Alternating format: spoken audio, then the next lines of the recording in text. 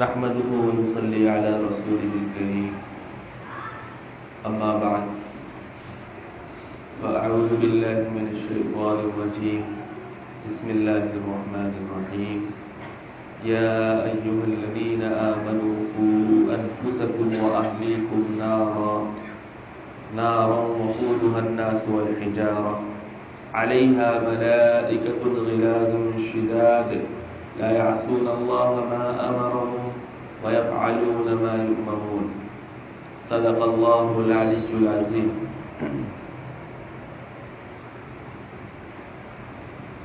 یہ رمضان المبارک کا آخری جمعہ ہے جس کو ہم الوداع جمعہ کہتے ہیں۔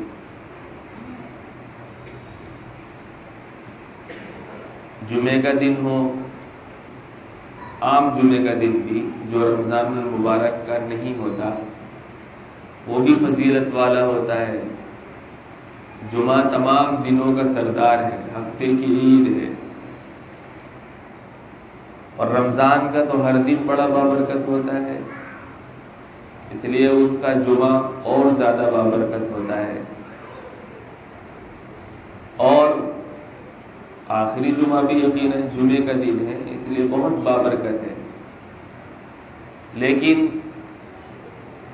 کچھ لوگ یہ سوچنے لگتے ہیں کہ الوداع جمعہ کوئی تہوار ہے یا اس کی الگ سے کوئی خصوصیت یا فضیلت ہے، تو ہمیں یہ یاد رکھنا چاہیے اور ہمارے ذہن میں یہ بات ہونی چاہیے کہ جمعے کا دن ہمیشہ سے محترم ہے، لیکن رمضان کا آخری جمعہ جس کو ہم جمعۃ الوداع کہتے ہیں، الوداع جمعہ کہتے ہیں، شرعی لحاظ سے نہ تو وہ کوئی تہوار ہے اور نہ اس کی کوئی اضافی فضیلت ہے، الگ سے کوئی فضیلت ہے اس کی۔ سب سے پہلے یہ ذہن میں رہنا چاہیے۔ لہذا جب تہوار نہیں ہے تو اس آخری جمعے میں نئے کپڑے بنانے کو لازم سمجھنا جسے تہوار پر ہوتا ہے، یہ بھی اس کی بھی کوئی حیثیت نہیں ہے۔ نئے کپڑے بنائے، روز بنائیے، ہر جمعے کو بنائیے، کوئی منع نہیں کرتا، لیکن منع اس وقت ہو جاتا ہے جب کپڑے بنانے کو یا کسی خاص عمل کو لازم اور ضروری سمجھا جانے لگے یا اس کو عبادت کا رنگ دیا جانے لگے، تب منع ہے۔ ایسا نہیں کہ ہم نئے کپڑے پہننے کو منع کر رہے ہیں، نئے کپڑے پہنیے، لیکن یہ سمجھ کر کے نہ پہنیے کہ آج نئے کپڑے پہننا ضروری ہے یا یہ تہوار ہے، یہ ہے۔ ہاں البتہ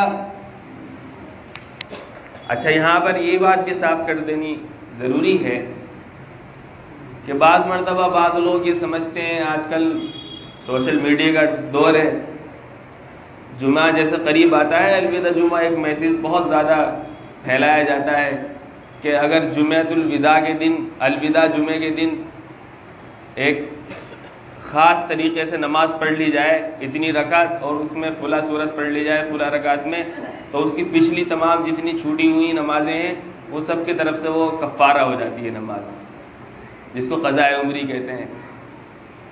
تو ایسے بھی کوئی حقیقت نہیں ہے، یہ بھی ایک فضول بات ہے۔ اگر کسی کی نمازیں چھوٹ گئی ہیں تو نماز اس کو پڑھنی ہی ہوں گی، چاہے وہ 1 ہو چاہے 1000 ہو۔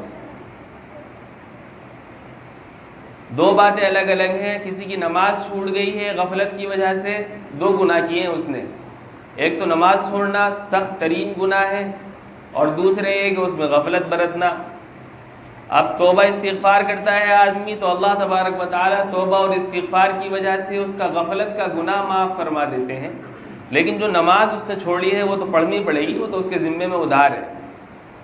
اب وہ نماز چاہے جتنی بھی ہو جائے، جتنی زیادہ چھوڑی ہوں گی اتنی زیادہ پوری کرنی پڑیں گی، لیکن ایسی کوئی نماز نہیں ہے کہ الوداع جمعے کے دن 2 رکعت یا 4 رکعت پڑھ لی جائیں، فلاں رکعت میں فلاں سورت اور فلاں رکعت میں فلاں سورت، تو اور وہ سب پہلی نمازیں کے پھر پڑھنے کی ضرورت نہیں ہے، ایسی کوئی نماز نہیں ہے، اس کو ذہن میں رکھنا چاہیے ہمیں۔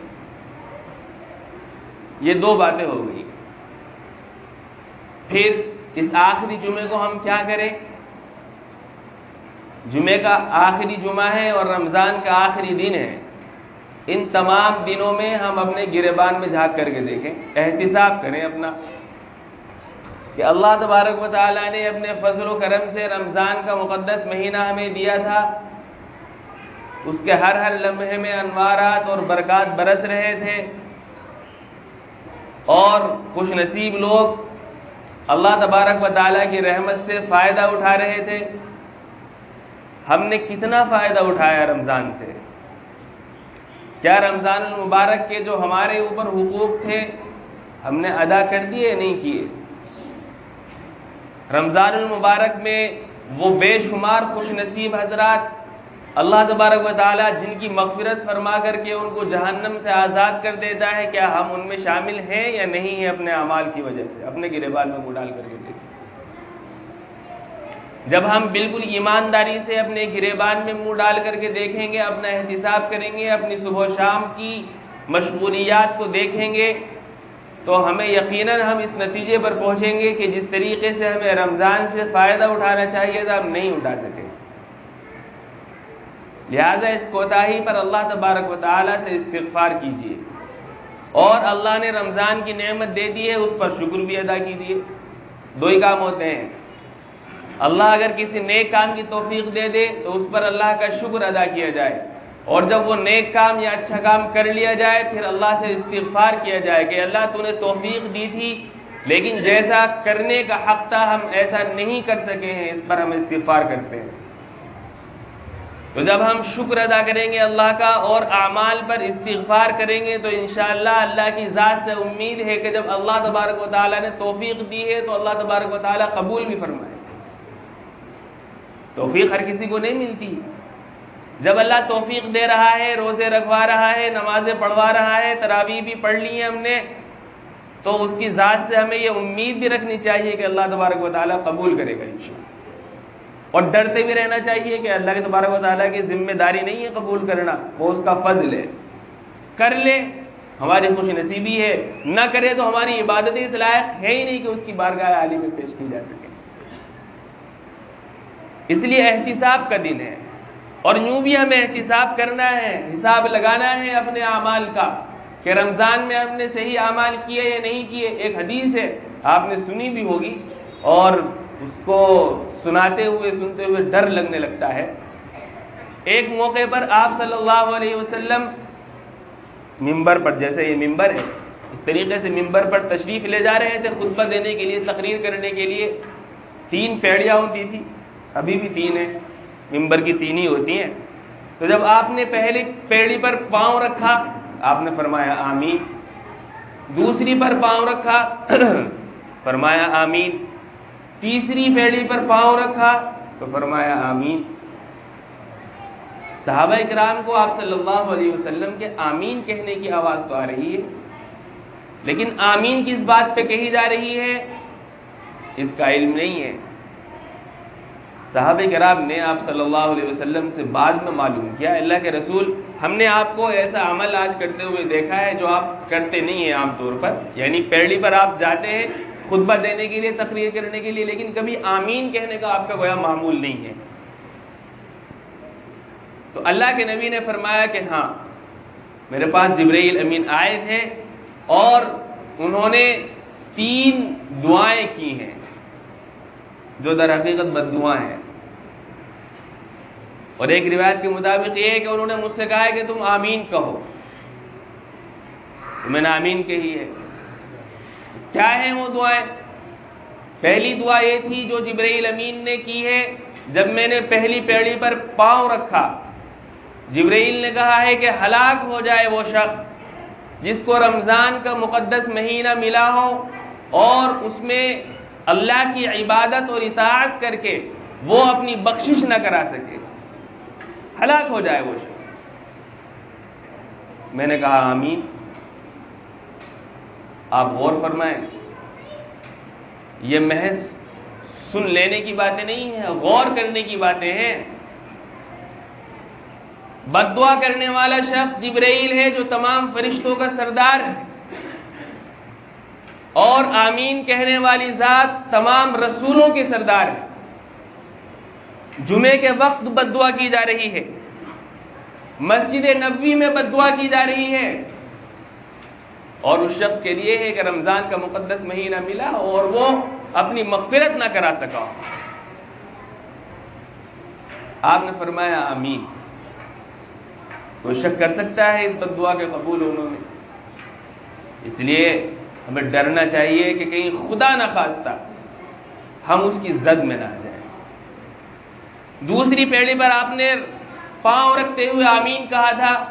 جبرائیل نے حضرات صحابہ کرام سے آپ نے فرمایا کہ جبرائیل نے مجھ سے کہا ہلاک ہو جائے وہ شخص جس کے سامنے میرا تذکرہ ہے، یعنی جناب رسول اللہ صلی اللہ علیہ وسلم کا ذکر آئے اور وہ مجھ پر درود شریف نہ پڑھے۔ رسول اللہ صلی اللہ علیہ وسلم کے احسانات امت پر اس قدر ہیں کہ ہر امتی ان کے احسانات سے سبکدوش نہیں ہو سکتا کبھی بھی، چاہے پوری زندگی ہر لمحے درود پڑھتا رہے۔ احسان شناسی کا تقاضا یہ ہے کہ جب بھی آپ صلی اللہ علیہ وسلم کا ذکر خیر کسی مجلس میں آئے تو آپ صلی اللہ علیہ وسلم کے اوپر درود شریف پڑھا جائے۔ اگر کسی کے سامنے حضور کا ذکر آ رہا ہے درود شریف نہیں پڑھتا، اس کے لیے بھی بد دعا ہے کہ وہ شخص بھی ہلاک ہو جائے۔ ایک تو یہی ہے، اور درود شریف پڑھنے کے اتنے فضائل ہیں۔ اگر کوئی بندہ آپ صلی اللہ علیہ وسلم پر ایک مرتبہ درود شریف پڑھتا ہے، اللہ تبارک و تعالیٰ اس کے اوپر 10 رحمتیں بھیجتے ہیں، اس کی تنگی دور ہو جاتی ہے، اس کی معاشی حالت درست ہو جاتی ہے۔ بے شمار فوائد ہیں۔ حضرت شیخ الحدیث مولانا زکریا صاحب نے فضائل درود میں بہت سارے فضائل جمع کر دیے ہیں فضائل اعمال میں۔ دوسرا شخص وہ تھا۔ تیسرا شخص آپ صلی اللہ علیہ وسلم نے فرمایا، تیسری مرتبہ جبرائیل نے مجھ سے کہا جب میں نے تیسری پیڑھی پر پاؤں رکھا کہ ہلاک ہو جائے وہ شخص کہ جس نے اپنے ماں باپ کو بڑھاپے کی حالت میں پایا اور ان کی خدمت اور ان کی اطاعت کر کے وہ اپنے آپ کو جنت کا مستحق نہ بنا سکا۔ میں نے کہا آمین۔ ماں باپ بڑی دولت ہے، بڑی نعمت ہے اللہ کی طرف سے، اور جب وہ بوڑھے ہو جائیں تو ان کا مزاج تھوڑا سا چڑچڑا ہو جاتا ہے، عام طور پر وہ کام بھی نہیں کرتے، گھر میں رہتے ہیں، تو جو جوان اولاد ہے نا ان کا وجود ان کو بڑا کھٹکتا ہے کہ بڑے میاں یا بوڑھی عورت گھر میں پڑی پڑی اور یہ دخل اندازی کرتے رہتے ہیں، یہ کرتے رہتے ہیں۔ اللہ کے نبی نے فرمایا کہ یہی تو گویا خدمت کرنے کا وقت ہے، ان کی اطاعت کرنے کا وقت ہے۔ ان کی خدمت اور اطاعت کر کے جہنم سے بچ کر کے جنت کے مستحق بن جائیے۔ قرآن میں ہے وَقَضَىٰ رَبُّكَ أَلَّا تَعْبُدُوا إِلَّا إِيَّاهُ وَبِالْوَالِدَيْنِ إِحْسَانًا إِمَّا يَبْلُغَنَّ عِندَكَ الْكِبَرَ أَحَدُهُمَا أَوْ كِلَاهُمَا فَلَا تَقُل لَّهُمَا أُفٍّ وَلَا تَنْهَرْهُمَا وَقُل لَّهُمَا قَوْلًا كَرِيمًا۔ تیرے رب نے یہ فیصلہ کر دیا ہے کہ اللہ کے علاوہ کسی کی عبادت نہ کرو۔ توحید۔ دوسرے نمبر پر والدین کے ساتھ اچھا سلوک کرو۔ اگر ان دونوں میں سے کوئی ایک بڑھاپے کو پہنچ جائے، دونوں پہنچ جائیں یا دونوں میں سے ایک، قرآن کا ارشاد ہے فلا تقل لہما اف، ان کو اف تک مت کہو۔ ہمارے نوجوان بعض تو ایسے ہیں کہ وہ اپنے ماں باپ کو گالیاں دینے سے بھی دریغ نہیں کرتے، ان کے ساتھ ایسا سلوک کرتے ہیں جیسے کسی گھر کے ملازم کے ساتھ سلوک کیا جاتا ہے۔ یہ تو اسلام کی تعلیم نہیں ہے۔ اسلام قرآن تو یہ کہہ رہا ہے کہ والدین کو اف تک نہ کہو، اف یعنی کوئی ایسی بات نہ کہو، زبان اونچی آواز سے بھی نہ بولو کہ جس سے ان کو کے دل کو ٹھیس پہنچے، تکلیف پہنچے۔ ولا تنہرہما، ان کو جھڑکو مت۔ 3 لفظ قرآن نے استعمال کیے، اف تک بھی مت کہو انہیں، ولا تنہرہما، ان کو جھڑکو مت۔ ہم میں سے کتنے لوگ ہیں اپنے ماں باپ کو جھڑک دیتے ہیں، ڈانٹ دیتے ہیں، گویا ہماری بات نہیں مانی جا رہی، ہم نے یہ کہا تھا تم نے یہ کر لیا۔ گویا ایسا لگتا ہے کہ یہ باپ ہے اور یہ سامنے اس کا بیٹا بیٹھا ہوا ہے، شرم نہیں آتی ہے۔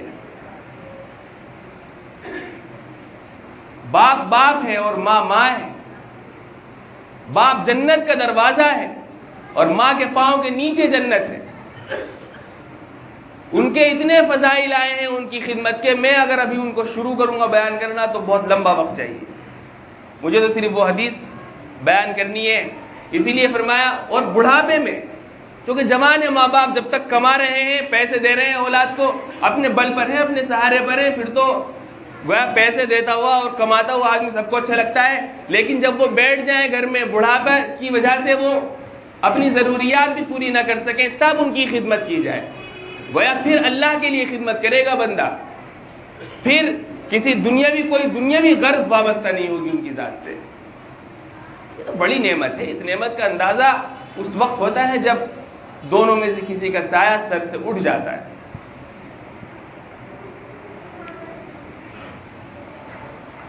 تو تیسرا وہ بد نصیب شخص ہے کہ جو اپنے ماں باپ میں سے کسی ایک کو پالے بڑھاپے کی حالت میں اور اپنی بخشش نہ کرا سکے. جبرائیل نے کہا, یہ بد دعا کی, اور آپ صلی اللہ علیہ وسلم نے اس پر آمین کہی ہے. تو یہ تین بد نصیب لوگ ہیں. پہلا, رمضان ملا اسے, اور رمضان کے مقدس مہینے سے اور اس میں جو اللہ کی طرف سے انوارات اور اس کی برکات اور اس کی طرف سے جو مغفرت کا اعلان عام ہو رہا ہے, ان سے وہ فائدہ نہ اٹھائے, غفلت میں اس کو عام دنوں کی طرح زندگی گزار دے, تو اس شخص کے لیے بھی بد دعا ہے. ہم اپنا احتساب کریں, حساب لگا لیں, ہم کتنے پانی میں ہیں.